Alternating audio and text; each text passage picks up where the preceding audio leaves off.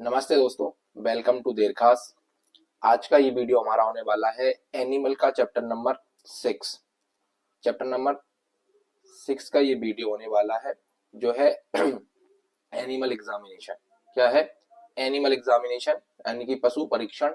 अच्छा क्वेश्चन आपको यहाँ पे देखने को मिलेगा और काफी इजी है, ज्यादा दिमाग भी नहीं लगाना है, आसानी से कुछ चीजें समझनी है और वही के वही क्वेश्चन आपको रिपीट होते हुए दिखाई देंगे। एनिमल में आप लोग थोड़ा सा दिमाग लगाएंगे तो आपको एक बात समझ में आएगी कि एक चैप्टर में एक जैसे ही क्वेश्चन होते हैं। तो अगर आप थोड़ी सी हिंट लें और सारे क्वेश्चन को एक दूसरे से मैच करने की कोशिश करें तो आप आराम से उन चीजों को क्या कर सकते हैं, याद कर सकते हैं। आप लोग क्या करते हैं, हर क्वेश्चन को अलग अलग याद करने की कोशिश करते हैं, रटने की कोशिश करते हैं, इस वजह से आपको एनिमल याद नहीं होती है। आप क्या करिए, आप करिए हर क्वेश्चन को पहले पढ़िए ध्यान से कि अगर गुड काउ है, अभी हम इसके आगे बात करेंगे इसमें कि क्वेश्चन कैसे मैच करने एक दूसरे से, तो उनमें कौन सी सिमिलरिटीज हैं और कौन से थोड़े से पॉइंट हैं जिनको अगर हम थोड़ा सा अलग रख दें तो हमारा काम चल जाएगा। ठीक है, एक दो पॉइंट अलग करने होते हैं, बाकी सेम टू सेम चीजें होती हैं। चलिए इसी बात को आगे हम समझेंगे। पहले हम इस वाले चैप्टर के पहले क्वेश्चन के ऊपर तक चलते हैं। पहला क्वेश्चन है importance of animal examination. Chapter का नाम है एनिमल एग्जामिनेशन यानी कि पशु परीक्षण।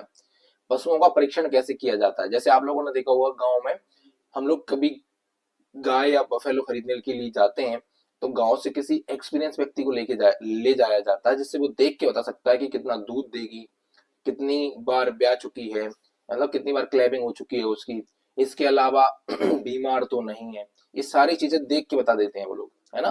तो उसी को बोलते हैं एग्जामिनर। उसको क्या बोलते हैं? एग्जामिनर।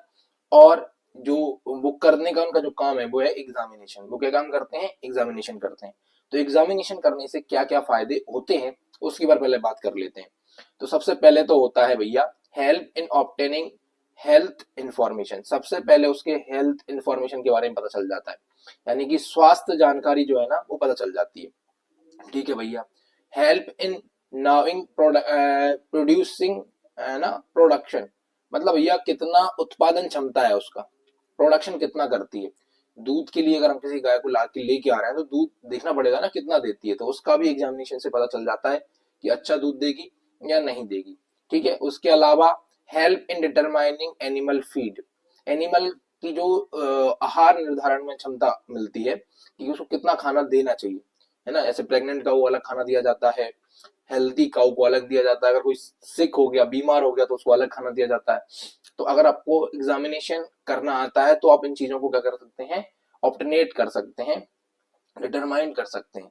इसके अलावा उत्पादन अनुसार राशन, है ना, help rationing as per production. Production के हिसाब से राशनिंग कितनी दी जाए उसको, इस बात को भी डिफाइन करने में आसानी हो जाती है। Useful in determining age of animal. Animal की एज पता करने में पता चल जाता है, एग्जामिनर उसकी एज को भी निकाल सकते हैं। कैसे निकाली जाती है अभी मेथड के बारे में पता करेंगे। Usefulness in purchasing and selection. Selection करना है, परचेस करना है तो इस बात को फायदा मिलेगा। जैसे हिंदी में अगर हम देखें तो स्वास्थ्य जानकारी मिल जाती है, उत्पादन क्षमता ज्ञात हो जाती है, आहार निर्धारण में सहायता होती है, उत्पादन अनुसार राशन की व्यवस्था की जा सकती है जानवर के लिए, आयु निर्धारण में सहायता मिलती है, पशु चयन में उपयोगी होता है। इस क्वेश्चन को याद करने की कोई जरूरत नहीं है, आप समझिए बात को। क्वेश्चन क्या बोल रहा है? वो क्वेश्चन बोल रहा है इंपोर्टेंस ऑफ एनिमल एग्जामिनेशन। तो एनिमल का एग्जामिनेशन क्यों किया जा रहा है? इसलिए किया जा रहा है जिससे उसकी हेल्थ के बारे में इंफॉर्मेशन आ सके, इसलिए किया जा रहा है कि उसके प्रोडक्शन के बारे में पता चल सके कि कितना कितना उत्पादन क्षमता है उसका, इसलिए किया जा रहा है कि उसकी आयु यानी कि एज का पता लगाया जा सके, इसलिए किया जा रहा है कि उसको सही मात्रा में खाना दिया जा सके, उसको कितना राशन देना है इसका पता लग सकता है, कितना उत्पादन देती है उस हिसाब से कितना राशन देना चाहिए, इसलिए किया जा रहा है। ठीक है ना। अगर वो एनिमल बीमार है तो बीमारी का पता लगाने के लिए एग्जामिनेशन करना जरूरी होता है। तो इसलिए एग्जामिनेशन क्या है, इंपोर्टेंस है। इन कामों के लिए एग्जामिनेशन क्या है, इंपोर्टेंस है। बहुत ज्यादा इंपोर्टेंट क्वेश्चन था 2024 में, अभी ताजा ताजा पूछा गया है। ठीक है ना। आगे बात करते हैं। चलिए अगले क्वेश्चन की तरफ चलते हैं। अगला क्वेश्चन किस टाइप से आ सकता है, ये क्वेश्चन समझिए या टॉपिक समझिए, आप कोई भी समझिए। काउ एग्जामिनेशन की जो कोफिशिएंट सीट होती है उसके बारे में बात करेंगे। गाय परीक्षण तालिका तो कैसे बनाई जाती है? आप हिंदी मीडियम के इंग्लिश मीडियम के, उससे कोई फर्क नहीं पड़ता, सामने आपकी इंग्लिश में लिखा है, उस वजह से डरना नहीं है हिंदी मीडियम वालों को। समझिए पहले यहाँ पे लिखा है जनरल फॉर्म। जनरल फॉर्म होता है कि उसके सींग को आप कितने नंबर देंगे, उसकी बनावट को आप कितने नंबर देंगे, तो ऐसे करके आप उसको 30 नंबर तक दे सकते हैं, है ना। डेयरी कैरेक्टर्स मतलब उत्पादन क्षमता कैसी है, उसका एन की बनावट कैसी है, उसमें जो बेन है वो दिख रही है कि नहीं, उस हिसाब से आप उसको 20 मार्क्स में से कुछ मार्क्स दे सकते हैं। इसके अलावा फिजिकल एबिलिटी क्या होती है, उसकी फिजिकल कैसा है, वो कमजोर है, फिजिकल में अच्छा है, काम कर सकता है कि नहीं, क्योंकि कभी कभार हम बुल भी लेके आते हैं तो बुल की फिजिकल एबिलिटी देखनी पड़ती है। इसके अलावा मेमोरी सिस्टम का मतलब यहाँ पे क्या है, मेमोरी सिस्टम का मतलब यहाँ पे दूध संबंधित जो मिल्क प्रोडक्शन होता है उस सिस्टम को, जो मिल्क प्रोडक्शन सिस्टम होता है उसको मेमोरी सिस्टम बोलते हैं, तो उसके भी आप दे सकते हैं, क्योंकि हम गाय और बफेलो इसलिए खरीद के लेके आते हैं कि कितना दूध वगैरह देगी, ठीक है ना। तो ऐसे करके आपका टोटल 100 मार्क्स की सीट बनती है। कितनी मार्क्स की बनती है, 100 मार्क्स की। अगर हिंदी में लिखना है इसको तो जनरल को लिखेंगे सामान्य जानकारी, फिर डेयरी को लिखेंगे डेयरी, उसके बाद फिजिकल को लिखेंगे भैया भौतिक अवस्था या फिर भौतिक क्षमता, उसके बाद लिखेंगे मेमोरी सिस्टम को दूध उत्पादन क्षमता, ठीक है। ये आपको समझ में आ गई बात, इस तरीके से सीट बनती है। ये अच्छा क्वेश्चन है और कई बार पूछा गया है, ठीक है। चलिए अगला क्वेश्चन है बुल की टेस्टिंग, है ना, हॉनेस्ट स्कोर कार्ड। बुल जो होता है उसकी की टेस्टिंग करके बुल के लिए स्कोर कार्ड कैसे बनाया जाता है, कौन कौन सी बातों का जो है बात ध्यान रखा जाता है। साण कुंजी परीक्षण से बोलते हैं या सीट परीक्षण से बोलते हैं, बस वो सीट वाला ही है, बस यहाँ पे बुल के लिए। तो पहले तो उसकी जनरल शेप, बुल में सबसे ज्यादा जरूरी होता है उसकी जनरल शेप, यानी कि समान बनावट या समान आकृति बोलेंगे हिंदी में, तो क्या बोलेंगे, समान आकृति या जनरल शेप, तो वो उसके बीच मार्क्स दिए जाते हैं। हेड और नेक, उसकी जो गर्दन वाला एरिया है उससे इधर इधर के हिस्से को कुछ मार्क्स दिए जाते हैं, उसके फ्रंट एरिया से ही पता चलता है, क्योंकि फ्रंट एरिया तगड़ा होना चाहिए बुल का। इसके अलावा है ना टेस्ट्रो जो होती है ना, फ्रंट टेस्ट्रो वगैरह, इनके बारे में बोला जाता है। बॉडी कैसी है, मस्कुलर है, वीक है, कैसी है ना। रेयर टेस्ट्रो जो होता है ना, सामने से व्यू कैसा है उसका। वर्क के दिए जाते हैं 5 मार्क्स, वर्क कैसे करता है, तो इस प्रकार से अगर आप देखोगे टोटल आपको मिलेगा 100 नंबर।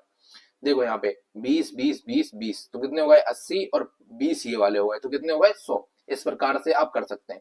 अब वहां पे अगर आप पेपर में ये भूल जाते हैं कि कितने मार्क्स का कहाँ पे देना है, तो वो दिक्कत नहीं है, आप अपने हिसाब से ऐसा 100 का आंकड़ा बना लीजिए और लिख दीजिए, तो आपको नंबर मिलेंगे कि बॉडी के इतने, इन चीजों के इतने, उन चीजों के इतने, और ऐसे करके 100 का एक आंकड़ा अपने माइंड में बना के रखिए, तो आपका जो है ना सीट मेथड के या फिर टेस्टिंग जो की टेस्टिंग है वो उसमें आपको कोई दिक्कत नहीं आएगी, ठीक है। स्कोर कार्ड मेथड इसको बोलते हैं, आप स्कोर कार्ड मेथड के नाम से याद रखिएगा, ठीक है।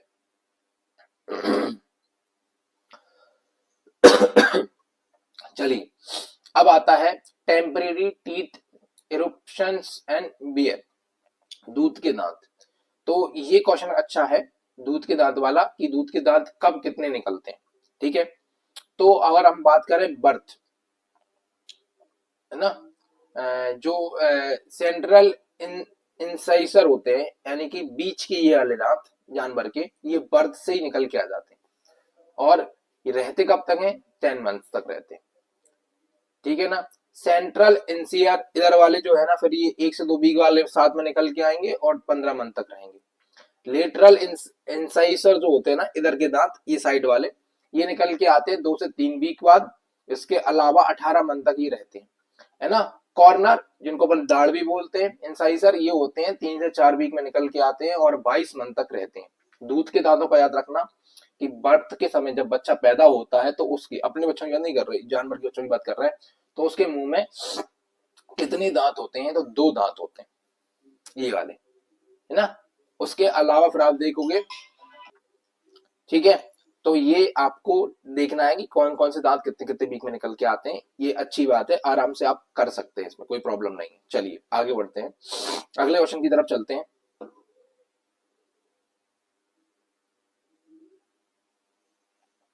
अगला क्वेश्चन हमारा है पेडिग्री एविडेंस, यानी कि वंशावली प्रमाण। तो वंशावली प्रमाण हमारे कहाँ हेल्प करता है, अगर हम बात करें कि वंशावली का जो प्रमाण है वो हमें कहाँ पे हेल्प करता है, तो वंशावली का प्रमाण हमको 2 चीजों में हेल्प करता है। पहला तो use to now milk production and efficiency, यानी कि दूध उत्पादन व कार्य क्षमता को ज्ञात करने में सहायक होता है।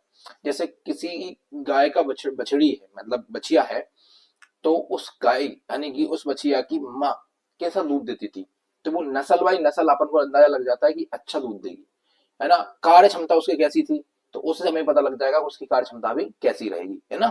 इसके अलावा सरकारी फार्मों में अभिलेख सुरक्षित किए जा सकते हैं, ठीक है ना। वंशावली प्रमाण से क्या कर सकते हैं, सरकारी लोन वगैरह लेने में ये वंशावली प्रमाण काम आ सकते हैं, ठीक है। तो ये दो काम में वंशावली प्रमाण हमको काम आ सकता है।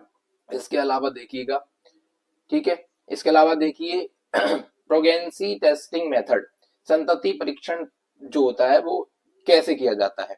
तो प्रोगेंसी का मतलब यहाँ पे ये है कि भैया बच्चा पैदा करवाने के लिए हम सांड को कैसे तैयार करते हैं, तो कैसे उसका ध्यान रखा जाए आगे एक संतान बनाने के लिए, मतलब बछड़ों का जन्म करवाने के लिए कैसे किन किन बातों का ध्यान रखा जाता है। तो एक तो है यूटिलिटी, दैट इज वायदा ऑफ स्प्रिंग मिल्क रिकॉर्ड्स, मतलब जो बछड़े आएंगे उनमें मिल्क रिकॉर्ड्स कैसा रहेगा, इस बात का ध्यान रखते हुए चयन करना है। Used manually for the bulls, ये बुल्स को यूज करने में ध्यान रखना होता है ना। लिमिटेशंस वेरी टाइम, है ना, ये लिमिटेशन वगैरह उसका ध्यान रखना होता है, यानी कि सांड चयन हेतु ये सब चीजें की जाती हैं। मैन ये क्या है, मैनली बुल्स के लिए की जाती हैं, ठीक है ना। इंपोर्टेंट ज्यादा क्वेश्चन नहीं है, इंपोर्टेंट क्वेश्चन आएगा मैं आपको अच्छी तरीके से बता दूंगा, ज्यादा इंपोर्टेंट चीजें वो होती है वो अलग है।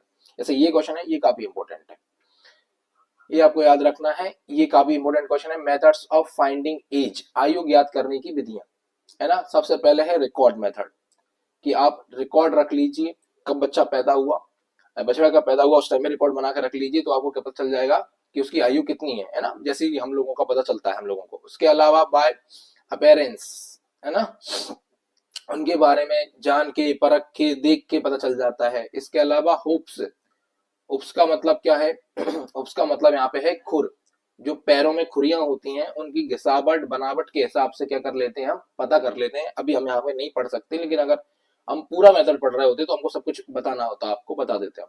इसके अलावा रिंग, ये सबसे ज्यादा पूछा जा जाता है।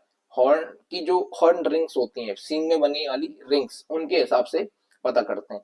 और बाय तीत, अब बाय तीत से कैसे करते हैं, तो आपको पता ही है जन्म के समय दो दांत है, चार हो गए जितने बीक का हो गया, छह हो गए जितने बीक का रहा होगा, ऐसे करके पता लगाते हैं टीथ से, ठीक है ना। हॉर्न से पता लगाते हैं, है ना। हुप से पता लगाते हैं, अपेरेंस से पता लगा, अपेरेंस का मतलब है रूप बनावट, और रिकॉर्ड से पता लगाते हैं। तो सबसे पहले तो देखो यहाँ पे हिंदी में दिया मैंने, रिकॉर्ड्स पर रूफ, खुर, सींग, दांत, ये मेथड होती है पता लगाने की, ठीक है, के द्वारा हम क्या कर सकते हैं, किसी भी जानवर की एज ज्ञात कर सकते हैं, स्पेशली जो डेयरी जानवर होते हैं उनकी। अगले क्वेश्चन की अगर हम बात करें, कैरेक्टरिस्टिक्स ऑफ एक्सीलेंट बुल, अति इंपोर्टेंट क्वेश्चन है, जो सबसे पहले करवाया था मैंने वो, उसके बाद दांत जो होते हैं वो, उसके अलावा एज निकालने की मेथड, उसके अलावा ये वाला कैरेक्टरिस्टिक्स ऑफ एक्सीलेंट बुल, ये बहुत इंपोर्टेंट क्वेश्चंस हैं, इनके बारे में बात करेंगे। सबसे पहले होना चाहिए स्ट्रॉन्ग नेक, गर्दन बहुत मजबूत होनी चाहिए। मीडियम लेंथ बॉडी, बॉडी की लेंथ ज्यादा बड़ी भी नहीं होनी चाहिए, ज्यादा कम नहीं होनी चाहिए, मीडियम बॉडी होनी चाहिए उसकी, है ना। स्लोपिंग इंडिकेटर्स होना चाहिए। इसके अलावा फ्रंट पार्ट हेवियर, मैंने पहले भी बोला था आपको पिछले क्वेश्चंस में, कुछ टाइम पहले, एक दो क्वेश्चन पहले ही, कि जो बुल होता है उसका आगे का पार्ट जो होता है फ्रंट पार्ट, वो हैवी होना चाहिए, ठीक है ना। मजबूत गर्दन हो, संतुलित शरीर होना चाहिए, ठीक है। और आप इनमें से और भी याद रख सकते हैं कि आगे का पार्ट जो है मजबूत होना चाहिए, है ना, ट्रेंगुलर शेप में होना चाहिए बॉडी पार्ट्स, और भी आप याद कर सकते हैं किताब में से, आपको जितने करने हैं उतने कर सकते हैं, ठीक है। लेकिन इंपोर्टेंट क्वेश्चन है, इस बात का ध्यान रखिए। चलिए अगले क्वेश्चन की तरफ चलते हैं। अगला क्वेश्चन है सिलेक्शन ऑफ गुड बुल। अभी थोड़ी देर पहले हमने एक बात करी थी अच्छी गुण की लक्षण और सिलेक्शन ऑफ गुड बुल। अब जैसे मैंने आप लोगों से स्टार्टिंग में जब हम पढ़ रहे थे तो उस टाइम में मैंने आपको बताया था कि कुछ क्वेश्चन आपको सेम टू सेम याद करने होते हैं। अब इस वाले क्वेश्चन में मैं भले अलग लिख दूं, लेकिन आप लोगों को ज्यादा अच्छा दिमाग नहीं लगाना। जो पहले वाला ये वाला क्वेश्चन है ना, जो अपने बैक में पढ़ा है, ये वाला देखिए, ये वाला क्वेश्चन देखिए, इसमें क्या है, उत्तम सांड के गुण यानी कि कैरेक्टरिस्टिक्स एक्सीलेंट गुण, और ये वाला क्वेश्चन क्या बोल रहा है, सिलेक्शन ऑफ गुड गुण। तो जो अच्छे गुण उसके दिख रहे हैं हमको, उन्हीं से तो हम सिलेक्शन करेंगे, है ना। तो ये देखिए इसमें क्या लिखा है, हैवी डेवलप, आगे का हिस्सा जो होता है वो हैवी होना चाहिए, आगे जो डेवलप होती है वो हैवी होनी चाहिए, है ना। इसके अलावा टाइट सीट होनी चाहिए उसकी स्किन, और जो पूरा हिस्सा है वो टाइट होना चाहिए, और मसल्स उसमें दिखनी चाहिए। उसकी एज इस बात ध्यान रख लो थोड़ी सी, 4 से 5 ईयर्स का ही एज होना चाहिए, ज्यादा बूढ़ा एज वाला नहीं लेना है। कॉपिशेंट वॉकिंग पोस्चर होना चाहिए, पोस्चर चलते हुए है ना कॉन्फिडेंट वाला होना चाहिए, ये ध्यान रखना है।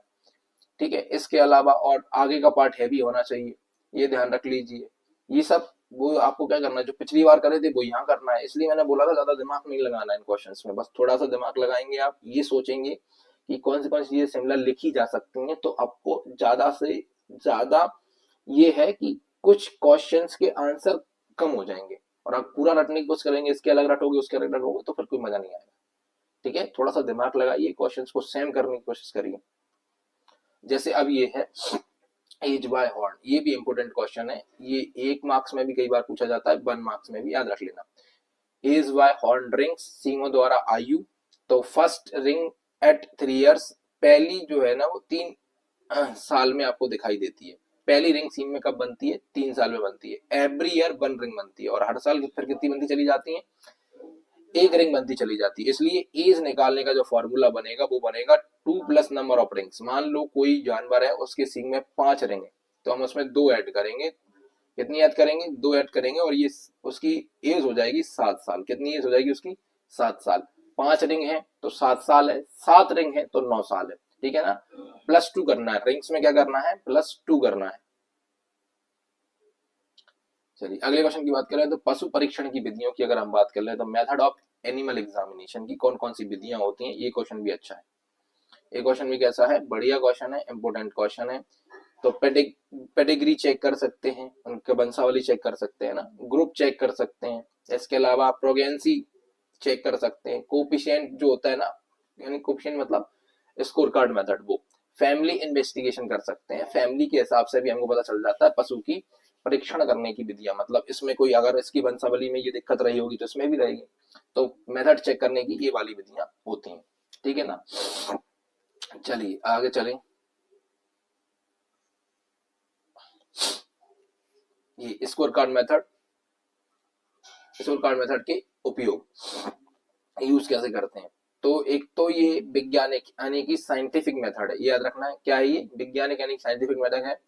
प्राइस डिटरमाइन की जा सकती है, प्राइस के बारे में पता किया जा सकता है ना। ग्रेडिंग ऑफ एनिमल्स के बारे में पता किया जा सकता है। एक्यूरेट सिलेक्शन इसी विधि के द्वारा किया जा सकता है, स्कोर कार्ड मेथड के द्वारा।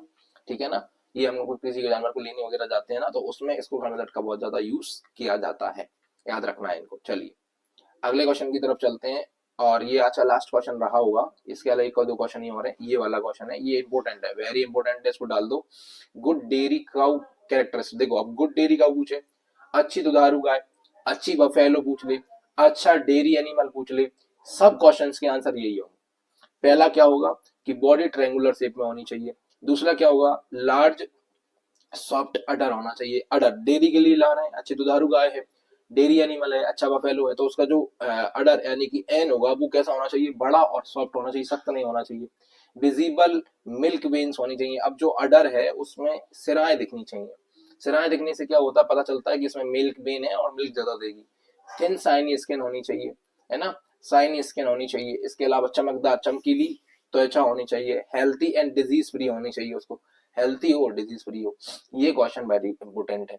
और इसमें 4 क्वेश्चन आप कर सकते हैं। पहला क्वेश्चन कर सकते हैं गुड काउ के कैरेक्टरिस्टिक, डेयरी एनिमल के कैरेक्टरिस्टिक, गुड बफेलो के कैरेक्टरिस्टिक्स, गुड गाय की अकेली डेयरी न दे अकेले ऐसे देगी, गुड काउ के कैरेक्टरिस्टिक बताइए, तो ये भी लिख सकते हैं। सारे क्वेश्चंस के आंसर यही बनेंगे।